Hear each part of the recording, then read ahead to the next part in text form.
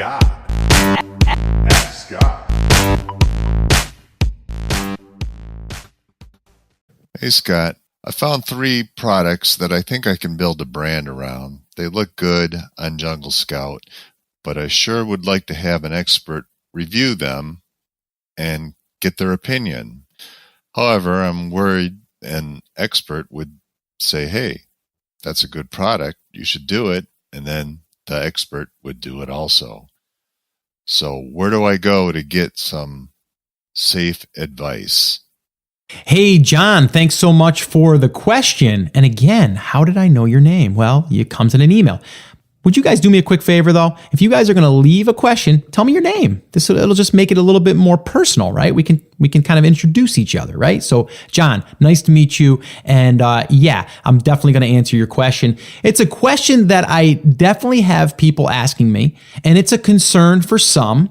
But I do think that sometimes people get a little bit paranoid about, letting people know on the outside. Like, I've had people that say, like, a supplier that they're thinking about, they're thinking, I don't know if I want to ask them because then they're going to know that I'm selling over here and then they're going to start doing it, which that could happen. I mean, I'm not going to lie to you. That could happen, right?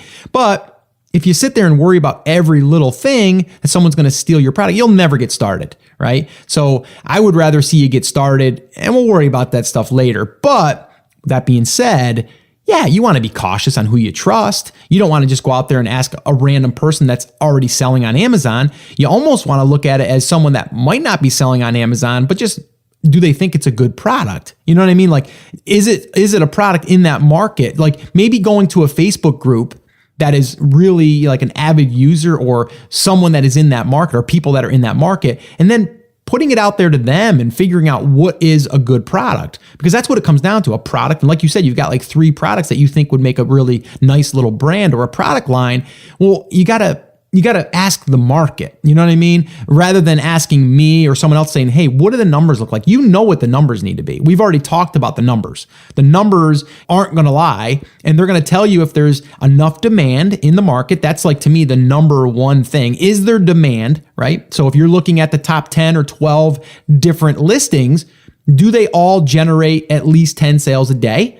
Okay, that's your first thing. The second thing is it like really competitive as far as do all of them have over 600 or 800 reviews or thousands of reviews? Does it meet that criteria?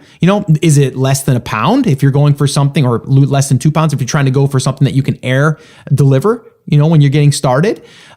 So these are the things that I would look at. Then I would look at the product. Is it a good product for this market? Are people complaining about it? I look through the reviews, see what I can fix. What are people complaining about, right? So I think rather than, because everyone wants this, tell me the product. Just give me the product, give me the okay, and I'll do it. And the reason why a lot of people want that too, and I'm not saying that you do in particular, John, but a lot of people want it so that way if it doesn't succeed, they have someone to point the finger at. It's just human nature. We don't want to be the one that picked something and it didn't go for whatever reason. But I believe if you look at the numbers, if you're looking at, I think you said you do use Jungle Scout. If you're looking at the numbers with a tool like Jungle Scout, right, the numbers are there, right? The numbers are there. And if you do the launch process, which we've outlined here many times on the podcast, which is really not that difficult. And if you guys are brand new and you have not listen to that launch process, you can check that out at theamazingseller.com/launch. And that's pretty much stayed the same. There's nothing different about that. We also talk about it on episode 100. I say we, it was Chris Schaefer, myself, it was Danny Brewer, and it was Rich Kibble. We all talked about the launching and the launching moving forward. And you can check that one out at episode 100. So that's theamazingseller.com/100. And again, just getting that product then launched properly and then putting a little bit of muscle behind it, you really, it's almost like a foolproof, system in a sense. You just have to work at it, right? It's not always going to be overnight, but if you look at the numbers, the main thing is your research, your numbers, your demand of the product, all of that stuff. And then from there, picking one. Right. And my good buddy, Chris Schaefer, always says, if you're undecided and there's 2 products that are very similar in numbers, take them. If you have a dog, go ahead and put, 2 pieces of dog food down and see which one they pick up first. And one is A and one is B, and pick one. I mean, it's that simple, right? I mean, you really, I know a lot of people are looking for someone to say, eeny, meeny, miny, mo, pick that one, right? I mean, that's what they want.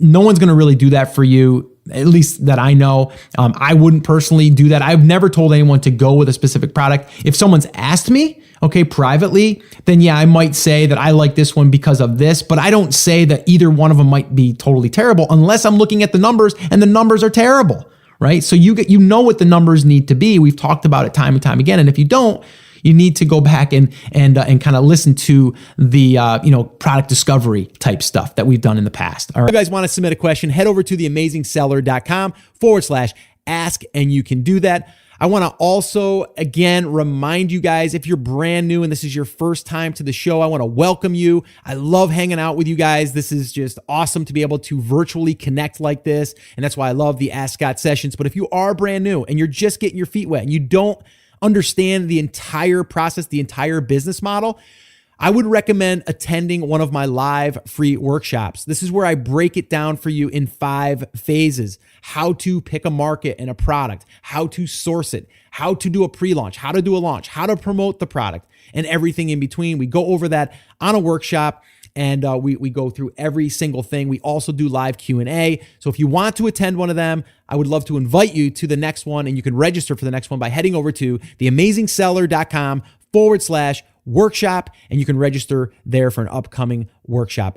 Well, hey there. Thank you so much for listening to that episode of Ask Scott. Now, that was just a highlight from one of our full episodes where I generally answer 3 to 4 questions on a podcast. If you want to go back and listen to all of the past archives of not just the Ask Scott session, but all of the full episodes where I do interviews with top Amazon sellers, people starting from scratch and building a business, if you want to listen to any of those episodes, head over to theamazingseller.com, and you can find all of that over there. You can also find details there on how you can ask your own question and get it aired on an upcoming Ask Scott session, and possibly see it here on YouTube or just on the podcast. All right, so definitely head over to theamazingseller.com. There's tons of resources over there for you to be able to build your e-commerce and Amazon business. So definitely go check that out. Now, I just wanted to remind you one thing before I let you go. There's a lot of information out there, and some of it is really, really good. What I want you to remember is you have to not just consume the information, you have to actually apply that information.